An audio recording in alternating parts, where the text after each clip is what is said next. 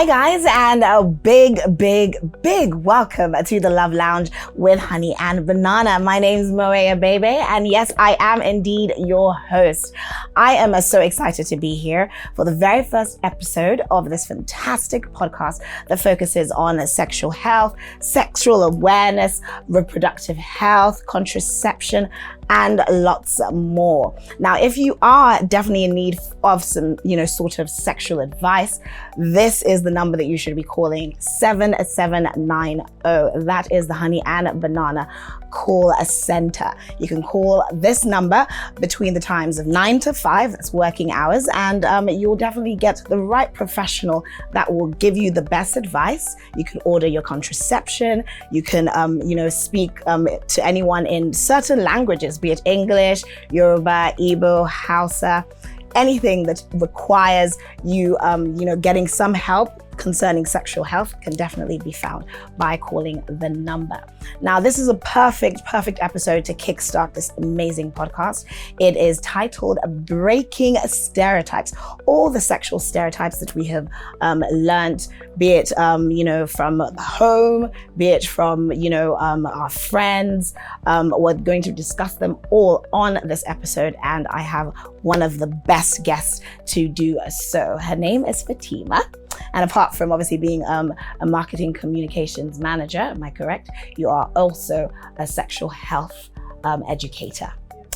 So Fatimat, I feel the perfect way to kickstart this conversation is to pretty much talk about what stereotypes do you think are the main ones that do come up when we are having these discussions about sexual health and sexual reproduction? Yes, I think the major one for me would be women taking charge of buying contraceptives, especially condom. There's this thought and idea over time that it should be the men buying it. Whereas if you look at most of the issues surrounded with sexual health, unwanted pregnancies, STDs, bulk of it fall on women. So I feel being the one that is most affected, you should be the one taking charge in taking care of yourself, protecting yourself and your partner. So I think people should stop having the thought or idea, nursing the idea that women who buy contraceptives are promiscuous, yes. they are prostitutes, they don't have shame, and all of that. They should see them as those who are responsible for their health and the health of their sexual partners. Yes, it's interesting that obviously you are focusing on the women. I also even believe that even the men, a lot of men sort of believe, or a lot of people believe that men, if you see a man buying condoms, or even a man buying the post pill for his babe, yes, he must be irresponsible. But like you said, that actually is a major stereotype. It actually goes to show that you are a responsible person because you're taking responsibility of protecting yourself and also your partner. Now, even speaking past contraception, we also have, when it comes to communication, there's this whole idea that sex, in a sense, is made for men. Or, it's men who just need that satisfaction and women don't. Do you believe that you can sort of, in a sense, actually think back and share some sort of stories, maybe from, I don't know, clients or anyone who's ever asked you questions concerning this? Have you ever been in a situation, have you ever had a client asking you that, yes, they feel that, or because they are asking their partner for sex, that's a woman asking their partner for sex, that they are maybe still in the streets?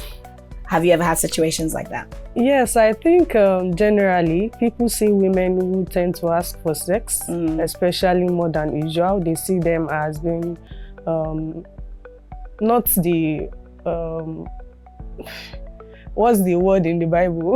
The virtuous woman. The virtuous woman. So they see them as not being so responsible for the society. And this thing we call sex, it's a mutual thing. So it should be enjoyed by both parties. I agree. And the work should be put in by both parties. I agree. So it's not a man thing and it's not a woman thing. It's for both of them, both genders, and both genders should put in the work to enjoy it. as it's me. Now, like, I feel like we should just even go back to the contraception conversation.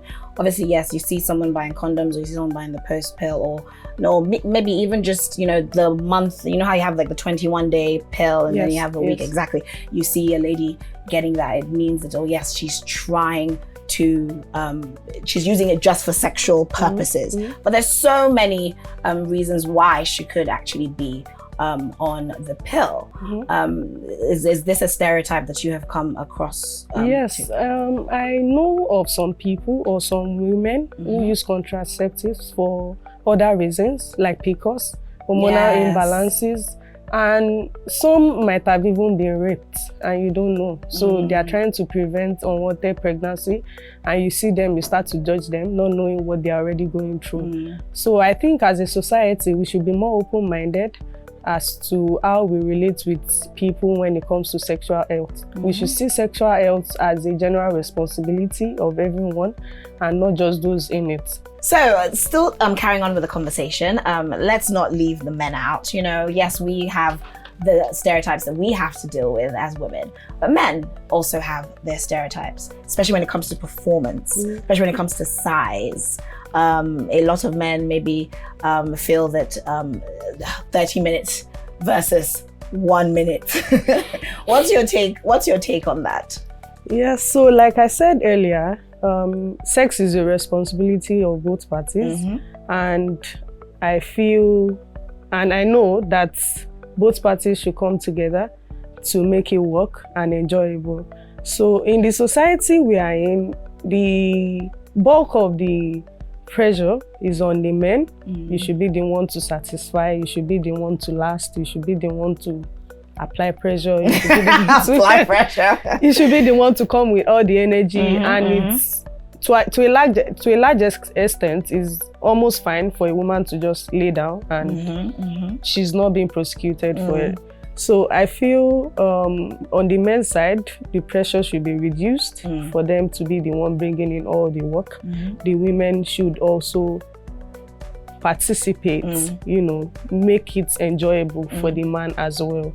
And sex is a thing of the mind. Yes, I was about to say that. Like, there's several reasons why a man may actually not last this time. Maybe he actually lasted the last session you guys had, but this one, there's something on his mind, you know, he's going through whatever, and he just really cannot, he's not a robot, you know. So and I feel as an individual, you should have a clear understanding of yourself. If you know the situation you are in, or that is making you not to perform sex as well as you should, as well as you should be able to take some step back and take care of yourself. If it's mentally, take a break. Sex is really not a responsibility at the end of the day. It does not have to happen. If it's not like you are married, even if you are married, your wife should be able to understand when you cannot perform when you should. So it's all about communication. Yes, I'm going through some stuff. I might not be. This is not the time. Take a break, you know. Take care of yourself and come back fully with a partner that is understanding and willing to also help you through the process. It should not be a big deal. So let's calm down. Let's calm down. Take it easy on some of these men. Some, I said, not all. Some of them, they deserve it. I'm joking. All right, so now let's even now talk about, you know, even women, like, you know, because in all honesty, when we're talking about sex, I think a lot of these stereotypes somewhat way, I feel, actually affect women more, you know, and even just down to a woman just going to the gynecologist. It's a thing. Like, you go, it's like, are you here because you're ready? Yes, you have a problem, or you are ready to you're ready to give birth, and it's like it should actually be a part of sexual education, especially towards women. That you should actually be going to the gynecologist, not when you're ready to you know, give birth, but when you're like, you know, like a teen. I think in your teens you should start you know, visiting the gynecologist to check for checkups and whatnot. Another one that I know that I've heard, and this is even something that always trends online when it comes to the smell of a woman, of the vagina. You know, there's all this talk that fishy smell, it means that she's unhygienic. But there's so many reasons why you could, have a smell. Have a smell. Yes. So I'm sure you know some of the reasons. So please, inform us of some of the reasons. Some people go through hormonal imbalance. Some also happen as a result of what you eat. I've heard of some people eating a lot of garlic and they start to smell in a particular way. Interesting. But at every point where you feel you don't smell like you used to, I think you should go to the hospital and get yourself checked. So it's not every time that it has to do with infections or this or that, being unhygienic. Or being unhygienic. It could just be some things happening in your body, the time that I found out that thrush, you can get it from being too clean and you can get it from being too dirty. That was when I knew women we get try. I from a personal experience, when I was pregnant with my child for I think I was like 5 months, I actually had a series of UTI, urinary tract infection for months. So I would treat for 2 days and fine, and it comes back. It got to an extent, my doctor was just like, don't bother yourself. It's the pregnancy. And at some point it just disappeared. So maybe someone with me that did not understand what was happening would think, maybe she has got infection from somewhere. But it's just, a lot of chemical activity is happening in you as a pregnant woman. Most especially. And your body is not the same. Just one little change could cause a major reaction. And we should continually educate people to say, yes, you could be going through this. It does not mean because you've done this. Just get yourself checked, get medical help, and you are just going to be fine. And most importantly, call the Honey and Banana hotline. Hello, that's what you should be doing. All right, so even just down to sexual preferences, there are a lot of stereotypes around that. Oh, a woman that gives a blowjob, she must be like this.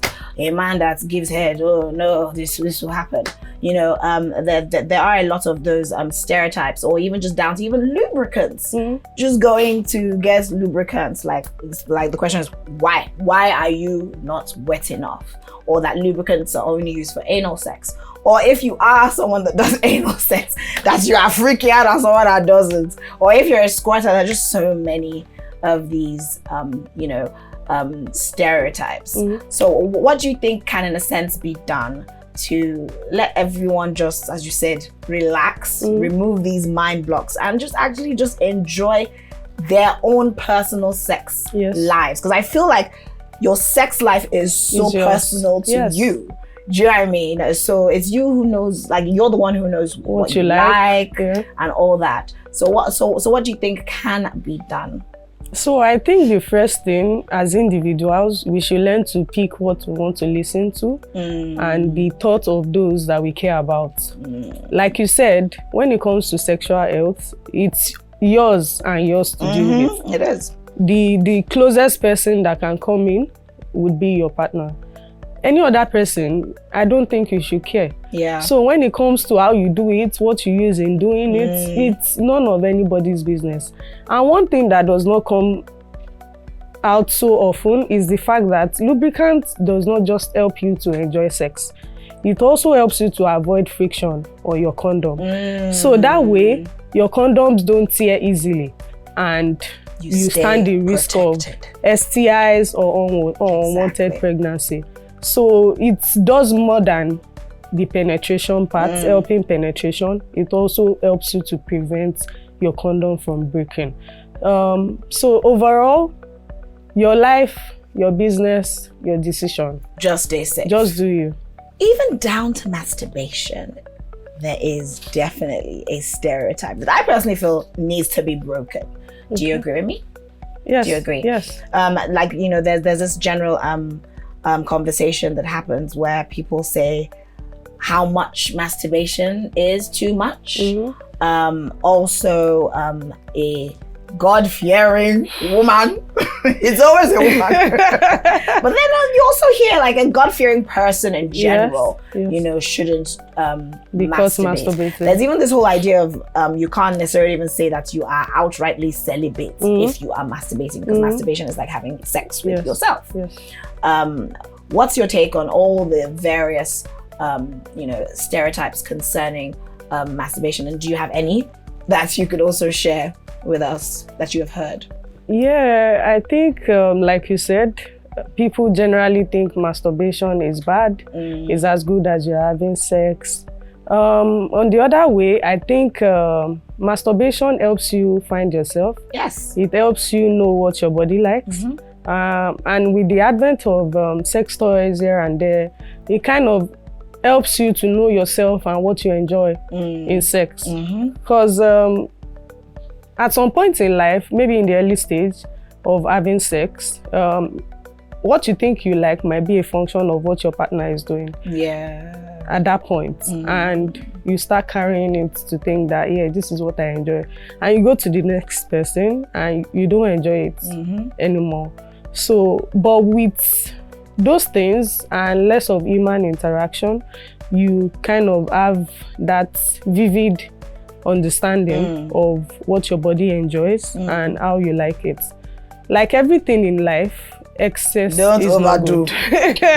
So as good as it can be, it can also be bad when it becomes excessive. Yeah. When people become too used to it. So how much is too much? I think it's a function of the individual and what you are supposed to be doing with your life eventually. Yes. If you know you're skipping work because you want to masturbate, then you should know you have a problem. You should know you have a problem. Okay. Yeah. All right. Now, even just overall with all these stereotypes we've spoken of, I feel that what's the problem that these stereotypes do, especially with individuals who are, in a sense, still discovering themselves. We're always still discovering ourselves, you know. But with just human interaction and all these sexual relationships, I feel like mind blocks sort of are formed that make the individuals or the couple not necessarily enjoy sex for themselves anymore.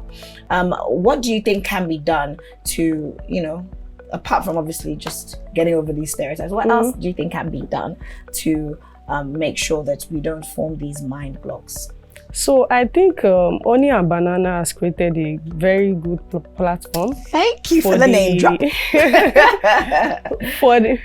for the newcomers when it comes to sex, and also those that are in it already. Because having a platform where no one is judging you, where you can't even see the person you are talking to, the person cannot see you, to be able to tell that, okay, you're too young to be having sex. Oh, you've had it too much. Oh, you've even called us 500 times. This number is familiar. You imagine if you have to go to the hospital every time you have a question to ask about your sexual life. And just making that trip alone. And you continue meeting the same nurse. And they're like, madam, like, you were still here yesterday. Now, wow, this your sex is too much. And that also reminds me makes me want to now ask the question, how much sex should married couples be having? Like, or people in committed relationships? Because there's this whole talk of, oh no, you shouldn't have too much, or you should be having too much. There's not too much, there's not too less. It's a function of both parties in it. I think the stereotype you were talking about, I was going to share a personal experience. Okay. You know, when I got married, newly married, having sex with my husband felt like a sin. Because I still felt like, my mommy, what if... So that was you. So it was in my head. Block. Wow. It was in my head, like someone was, no, this thing you are doing is bad. So where do we draw the line? Like, okay, this is the right person. You know, you've had this so much in your head, and the right time comes and it does not still feel right. So I feel at the end of the day, we should just clear this idea that sex is bad, open people to it, share with them the risk involved and the good part of it. Let them make the decision on how they play eventually. So sex is not bad. It's not. We should have enough, more than enough platform to educate people. And like I said, Honey and Banana is doing a great job. with the call center, where you can call, tell them about your experience. You can order for contraceptives. No judgment zone. It's a brilliant idea. Right. So if you do want to ask those questions, don't forget that the Honey and Banana call center is 7790. That's the number that you need to call. Thank you so much, Fatima. Like, I feel like I actually learned some things today. Me too. And I would like to say that I'm quite experienced. But I learned some things today, and you know, I'm really, really glad that you are on this episode. Thank you so much for having me. Thank you. And thank you guys for joining us today.